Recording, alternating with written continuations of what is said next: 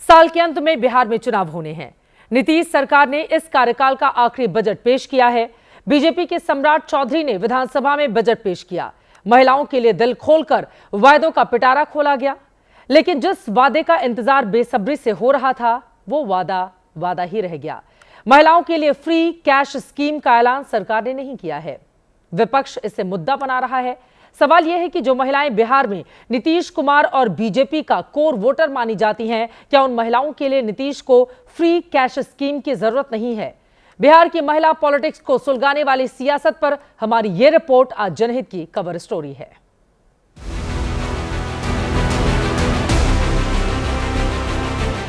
बिहार के बजट की डिजिटल प्रति के साथ डिप्टी सीएम सम्राट चौधरी ने सुबह सुबह पूजा आराधना की, बिहार के धन धान्य में बढ़ोतरी की कामना की। फिर विधानसभा में दाखिल होने से पहले बिहार को उम्मीदों की लाल किताब दिखाई। जिस बजट पर पूरे बिहार की नजर थी, उसे वित्त मंत्री सम्राट चौधरी ने दूसरी पाली में पेश किया। वित्तीय वर्ष 2025-26 का आय व्यय विवरण सदन में उपस्थापित करता हूँ। 3,17,000 करोड़ के बजट में हाईवे से लेकर एयरपोर्ट का ऐलान किया गया, लेकिन बजट के एक्सप्रेसवे पर क्या एनडीए की चुनावी रफ्तार पकड़ेगी? एनडीए को भरोसा है कि उसने बजट के जरिए हर वर्ग को साध लिया है। ये नीतीश कुमार जी का विजन था, जो खटारा बिहार, लालू और राबड़ी ने जिस बिहार को खटारा बना दिया था, उसको आज नीतीश कुमार जी ने 3,17,000 करोड़ का एक समृद्ध बिहार बनाने का काम किया। हालांकि विपक्ष इस बजट से अपना मुद्दा तलाश चुका है। महिलाओं के लिए हर महीने आर्थिक मदद का ऐलान न होने से विरोधी नीतीश सरकार के बजट को नाकाम बता रहे हैं। पूरी तरीके से फ्लॉप बजट है, बिहार के हित में नहीं है। आप देखिएगा, हमने कहा था कि भाई महिलाओं को 2,500 रुपए महीने मिलने चाहिए, और हमने तर्क भी दिया। 65% महिलाओं को खून की कमी है, जो बच्चे पैदा होते बौनेपन के शिकार होते हैं, कुपोषण की वजह से, हर तरह के मामलों से। तो इनको कम से कम आर्थिक न्याय मिलता तो इन सारी चीजों पे कंट्रोल किया जाता। तेजस्वी यादव खुद माई बहन योजना का ऐलान कर चुके हैं। जीत की गारंटी बन चुकी आधी आबादी की इस स्कीम का ऐलान न होने ने हर किसी को चौंकाया। गया से लेकर हाजीपुर और रोहतास में महिलाएं निराश हैं।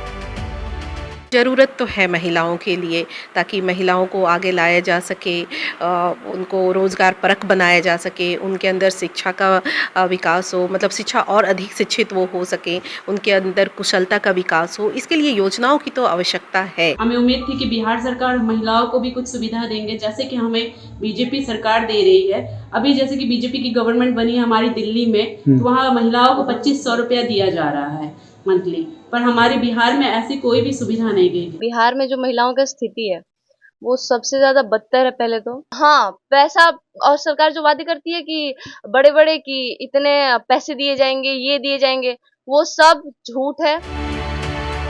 आधी आबादी में ये मायूसी ऐसे वक्त छाई है जब इस साल बिहार में चुनाव होने हैं। इसका सीधा असर चुनाव में हो सकता है। नौकरी के मुद्दे के जरिए तेजस्वी पहले ही युवा वोटरों को लुभा रहे हैं। यही वजह है कि वित्त मंत्री ने देर सवेर इस योजना के श्री गणेश के संकेत दिए। बिहार की बहनों को नीतीश कुमार जी लगातार समृद्ध कर रहे हैं। 1,31,00,000 महिलाओं को सीधा जीविका से जोड़ने का काम किया, स्वयं सहायता समूह से जोड़ने का काम किया, और 50,000 करोड़ रुपया का एक तरह से ट्रांजैक्शन उनके बीच में हो रहा है। वैसे ऐसा नहीं कि एनडीए ने बजट में महिलाओं को अनदेखा किया है। कई योजनाएं आधी आबादी को साधने के लिए तैयार की गई हैं। प्रमुख शहरों में महिलाओं के लिए पिंक बस सेवा, ई रिक्शा, दोपहिया गाड़ी खरीदने पर नगद अनुदान, पटना में महिला हाट की स्थापना, पटना में महिलाओं के लिए जिम ऑन व्हील्स, हर पंचायत में कन्या विवाह मंडप, और सरकारी बसों की नौकरी में महिलाओं को 33% आरक्षण मिलेगा। लेकिन विरोधी फिलहाल महिलाओं की आर्थिक मदद को मुद्दा बना रहे हैं। हरियाणा से लेकर महाराष्ट्र और दिल्ली में बीजेपी को लाडली बहना स्कीम ने खासा फायदा पहुंचाया। वैसे बिहार में महिलाएं बीजेपी और जेडीयू की परंपरागत वोटर मानी जाती हैं, लेकिन तेजस्वी ने जो लकीर खींची है उसके जवाब तलाशने की शुरुआत एनडीए में होने लगी है। बिहार में विपक्ष और महिलाएं बजट पर सवाल इसलिए उठा रही हैं क्योंकि चर्चा कई दिनों से इस बात की चल रही थी कि बिहार में नीतीश सरकार महिलाओं के लिए फ्री स्कीम का ऐलान कर सकती है। और ऐसा इसलिए क्योंकि अभी अभी दिल्ली में 2,500 रुपए का वायदा करके बीजेपी 26 साल के बाद सत्ता में आई है। पिछले साल महाराष्ट्र का चुनाव जीतने में लाडकी बहन योजना का बड़ा रोल रहा था। मध्य प्रदेश में 2023 में लाडली बहना योजना की वजह से बीजेपी ने बम्पर जीत हासिल की। हरियाणा में भी 2500 रुपए का वायदा करके पिछले साल बीजेपी ने सत्ता की हैट्रिक लगाई। झारखंड में सोरेन सरकार की वापसी इसी महिला स्कीम की वजह से हुई। कर्नाटक में भी महिलाओं को 2,000 रुपए देने का वादा कांग्रेस ने किया था, जिसकी वजह से उसे वहां पर सत्ता मिली। बिहार में तो सरकार ने इस योजना का ऐलान नहीं किया, लेकिन विपक्ष में बैठे आरजेडी माई बहन मान योजना का ऐलान कर चुकी है। आज समाजवादी पार्टी ने भी 2027 में सत्ता में आने पर स्त्री सम्मान समृद्धि योजना शुरू करने का ऐलान किया है। बाकायदा अखिलेश यादव ने 3.5 मिनट का वीडियो जारी करके इस वायदे का ऐलान किया। अखिलेश ने सोशल मीडिया पोस्ट में लिखा है कि हम 2027 में स्त्री सम्मान समृद्धि योजना लाएंगे और हर बालिका युवती नारी को सबल बनाएंगे। फिलहाल 9 राज्यों में महिलाओं के लिए फ्री कैश स्कीम चल रही है। दिल्ली में 8 मार्च को 2,500 की पहली किस्त आने की संभावना है। मध्य प्रदेश में 1,250, महाराष्ट्र में 1,500, झारखंड में 2,500 रुपए महिलाओं के खाते में आ रहे हैं। हो सकता है बिहार में चुनाव से ठीक पहले सरकार इसको लेकर कोई बड़ा ऐलान करे, जिसका इंतजार यकीनन बिहार की महिलाओं को जरूर होगा। बिहार में विपक्ष बीजेपी और जेडीयू में सब कुछ ठीक नहीं होने के लगातार दावे कर रहा है। खासकर आरजेडी कभी नीतीश कुमार को बीमार बता देती है, तो कभी उन्हें चुनाव के बाद एकनाथ शिंदे जैसे अंजाम का डर दिखाती है। नीतीश की फितरत कभी इधर कभी उधर वाली रही भी है, लेकिन आज विधानसभा में सीएम और डिप्टी सीएम में ऐसी केमिस्ट्री दिखी जो विपक्ष की उम्मीदों पर बिजली गिरने जैसी हो सकती है।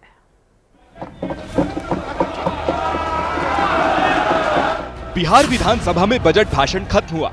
वित्त मंत्री सम्राट चौधरी ने धन्यवाद कहा। धन्यवाद। और जैसे ही वो बैठने को हुए, मुख्यमंत्री नीतीश कुमार खड़े होकर सम्राट चौधरी की पीठ थपथपाने लगे। बजट से नीतीश इतने गदगद हुए कि पीठ पर थपकी देने के बाद उन्होंने अपने वित्त मंत्री को गले लगा लिया। बस फिर क्या था, सत्ता पक्ष आनंद में झूम उठा, जय जयकार होने लगी। मेज पीटकर और करतल ध्वनि से इस दृश्य पर स्वागत गान हुआ। सत्ता पक्ष में यह गठबंधन का अंक गणित ही नहीं, आपसी समझ का ऐसा रसायन है जो विपक्ष को जलाने जैसा है। ऐसे में नेता विपक्ष ने इस पर अपने एहसासों को जताने में भी कोताही नहीं बरती। वो तो मोदी जी का पैर छू रहे थे, छू लिया, आज तो कम से कम पैर नहीं छुए। असल में तेजस्वी के ये जुबानी तीर नीतीश कुमार पर उस तंज की अगली कड़ी है जिसमें अक्सर बिहार के सीएम की तबीयत खराब होने और इसकी वजह से अपने से छोटे लोगों के भी पैर छू लेने की बात कही जाती है। लेकिन विपक्ष के आरोप को खुद नीतीश के बेटे निशांत खारिज कर चुके हैं। सब स्वस्थ है, एकदम 100% स्वस्थ है। साफ है, नीतीश और सम्राट की इस जुगलबंदी को देखकर कौन कह सकता है कि सीएम बीमार हैं और उनकी डिप्टी सीएम से बनती नहीं। ऐसे में तेजस्वी को सम्राट चौधरी ने भी जवाब दिया। एबीपी न्यूज के कार्यक्रम महादंगल में उन्होंने बताया कि नीतीश उनके लिए क्या है। नीतीश कुमार ने जमकर आपकी पीठ थपथपाई, कान में कुछ कहा भी। क्या कहा, हमारे दर्शक जानना चाहते हैं, क्योंकि वो तस्वीर सोशल मीडिया पर बड़ी वायरल हो रही है। देखिए, नीतीश कुमार जी पिता तुल्य हैं, बड़े भाई हैं और लंबे समय से उनका आशीर्वाद हमको मिलता रहा है। और जो मैं आज बजट पेश कर रहा था, चित्रा जी, एकदम स्पष्ट है, ये नीतीश कुमार जी का विजन था। जो खटारा बिहार, लालू और राबड़ी ने जिस बिहार को खटारा बना दिया था, उसको आज नीतीश कुमार जी ने 3,17,000 करोड़ का एक समृद्ध बिहार बनाने का काम किया। इतना ही नहीं, सम्राट ने एक बार फिर नीतीश के नेतृत्व पर मुहर लगाई और उन्हें लालू राबड़ी के राज वाले खटारा बिहार को समृद्ध बिहार बनाने का क्रेडिट दिया। कल भी नीतीश थे, आज भी नीतीश है और कल भी नीतीश रहेंगे। चित्रा जी, एकदम कंफर्म रही है। अरे वो तो किसी भी पार्टी के साथ है ना, कल भी है, आज भी है, कल भी रहेंगे, लेकिन बीजेपी के साथ रहेंगे या फिर नहीं रहेंगे, ये बड़ा सवाल है। सम्राट चौधरी जी, देखिए, नीतीश कुमार जी पूरी तरह कंफर्टेबल स्थिति में बिहार को चला रहे हैं। लालू जैसे अराजकता पार्टी के साथ, आरजेडी के साथ कभी अब नहीं जाएंगे और वो सार्वजनिक मंच से वे स्वयं भी कहते हैं। कुल मिलाकर बीजेपी ने कंफ्यूजन दूर करने की कोशिश की। 2025 में भी नीतीश। इससे पहले सम्राट कह ही चुके हैं कि नीतीश कुमार सीएम थे, हैं और रहेंगे। नीतीश और सम्राट की केमिस्ट्री ने भले ही सवालों की किताब को बंद करने की कोशिश की हो, लेकिन एक तस्वीर इसी सदन से आज सामने आई जिसने सवालों को सुलझा दिया है। पॉलिटिकल कॉरिडोर में चर्चाओं का बाजार गर्म है। आप भी देखिए और समझिए कि आखिर ये क्या हुआ। अध्यक्ष महोदय, सीएम के बगल में खड़े होकर डिप्टी सीएम सम्राट चौधरी बजट पेश कर रहे थे। करीब 13 मिनट का वक्त बीता था, अचानक सीएम नीतीश कुमार मुंह बनाकर कुछ इशारा करने लगे।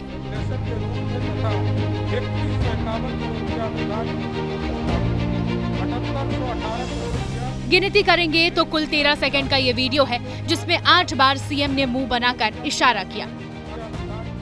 विधानसभा में सीएम के ठीक सामने की कुर्सी नेता विपक्ष की होती है। उस कुर्सी पर तेजस्वी यादव बैठे थे।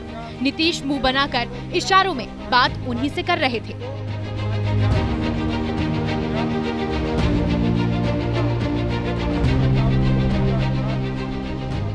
नीतीश की तरफ से तेजस्वी के लिए किए गए इशारों ने पटना के पॉलिटिकल कॉरिडोर में गॉसिप का बाजार गर्म कर दिया। लेकिन कुछ देर बाद ही जब तेजस्वी यादव सदन से बाहर निकले तो उन्होंने इशारेबाजी की कहानी से पर्दा उठा दिया। इशारों में बातचीत हुई है। तो हर किसी को इशारा करते रहते हैं, हमको इशारा कर रहे थे, काय मुंह चबा रहे हो, बड़ा नोटिस कर रहे थे हम पे। फिर हमने देखा है भाई पल्स, खाना खा के आए थे तो लंच करके आए थे तो हम पल्स लिए हुए थे, पल्स खा रहे थे। अब तेजस्वी जो कह रहे हैं उसमें वाकई कोई सच्चाई है या फिर पलटीबाजी की जो पॉलिटिकल गॉसिप चल रही है उसका कोई इशारा तो नहीं है। बेहतर नीतीश को पता होगा। लेकिन बजट जैसे मौके पर नीतीश के इशारे से अटकलों का बाजार गर्म कर रखा है। नीतीश ने इशारों में क्या कहा ये बेहतर उनको पता होगा। तेजस्वी ने उसे अपने तरीके से डिकोड करके पेश किया है। वैसे एक सच्चाई ये भी है कि नीतीश कुमार गाहे बगाहे इस तरह मुंह बनाते रहते हैं। कई बार उनकी तस्वीरें कैमरे में कैद हुई है।